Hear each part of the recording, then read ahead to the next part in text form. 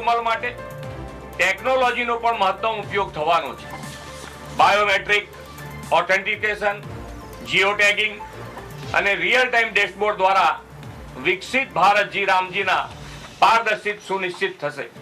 એટલું જ નહીં, વેતનની ચૂકવણી પણ સમયસર થાય તથા વિલંબ માટે વળતરની જોગવાઈ પણ છે. વિકસિત ભારત જી રામજી યોજના શ્રમનું સન્માન છે. વિકસિત ભારત જી રામજી યોજના ગરીબોનું સન્માન કરીને ગ્રામીણ અર્થવ્યવસ્થાને વધુ ગતિ આપશે. મારું સ્પષ્ટ માનવું છે કે વડાપ્રધાનશ્રીએ વિકસિત ભારતનું વિઝન આપ્યું છે તેને હર હાથ કો કામ, હર કામ કા સન્માનથી સાકાર કરવામાં તેમજ ગામડા અને ગરીબોને સશક્ત કરવામાં આ યોજના વધુ. ઇન્દિરા ગાંધીએ બધી રોજગાર યોજનાને ભેગી કરી અને રાષ્ટ્રીય ગ્રામીણ રોજગાર યોજના એ ચાલુ કરી, જેને કોંગ્રેસના જ વડાપ્રધાન રાજીવ ગાંધીએ એ 1/4/89 એ જવાહર રોજગાર યોજનાનું નામ આપ્યું.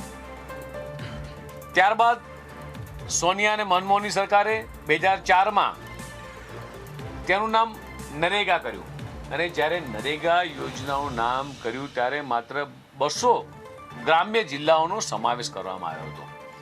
2005માં મનરેગા કર્યું.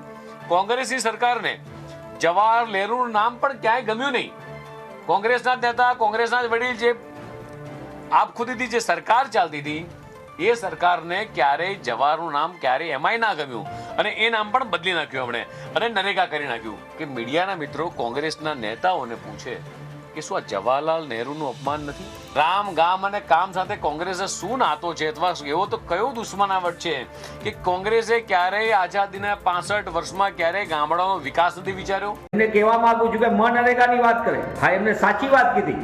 ભારતીય જનતા પાર્ટીના લોકોએ, એમના મંત્રી અને સંત્રીએ, એમના મળતિયાઓએ ગરીબોને, શ્રમિકો માટેની યોજના, 100 દિવસના રોજગાર માટેની કોંગ્રેસના શાસનની ઐતિહાસિક યોજના, એ યોજનાની અંદર ભ્રષ્ટાચારના પાપે આજે શ્રમિકોના હાથમાંથી હકનું અનાજ છીનવાનું, એમના હાથમાં રહેલું કામ છીનવવાનું પાપ કોઈ કર્યું હોય તો ભારતીય જનતા પાર્ટીના સંત્રી અને મંત્રી પુત્રોએ કર્યું છે.